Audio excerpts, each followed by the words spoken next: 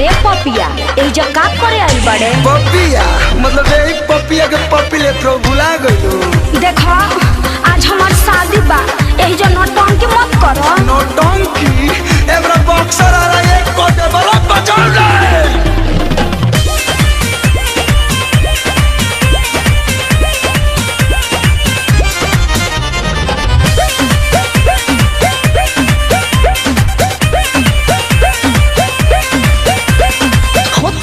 शादी का चाहेला बर्बादी, जान जाए पिया बता जिया ते मुआदी।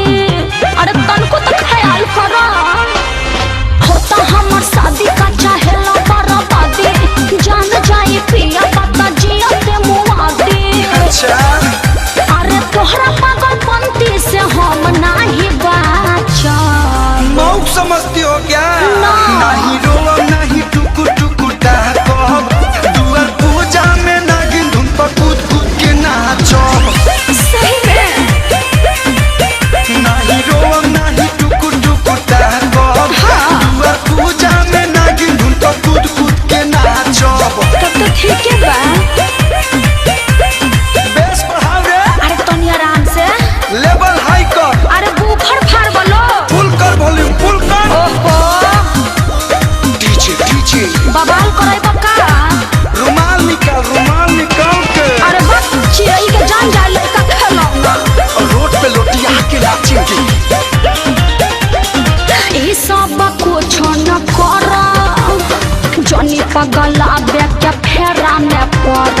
ऐसे कठोर जनी बना, टूट जाए शादी जाना तनी को तू डर। मौगा हवा प्रेमी होई का? ना कि जहर खाइले। बवाल करे तोरा मोरा से लव के कहानी बताई दे। का? अरे जाइता ससुर भी दिल में तो है राखा। अरे तो भतार वजह से डिलीट कर दी तब। नहीं रोवा नहीं टुकु टुकु डाको, दुआर पूजा में नागिन धुन पर कूद कूद के नाचो। फुक फुक आराम से तनी। नहीं रोवा नहीं टुकु टुकु डाको, दुआर पूजा में नागिन धुन पर कूद कूद के नाचो। अरे नाची के बता नाची हो, लेकिन पोल मत खोल दी हो।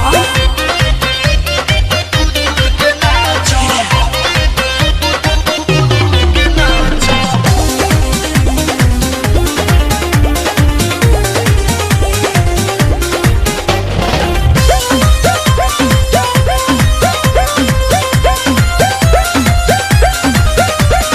बाट मजा बुरे भला दोरे, होई नहीं इतना हम बोरे।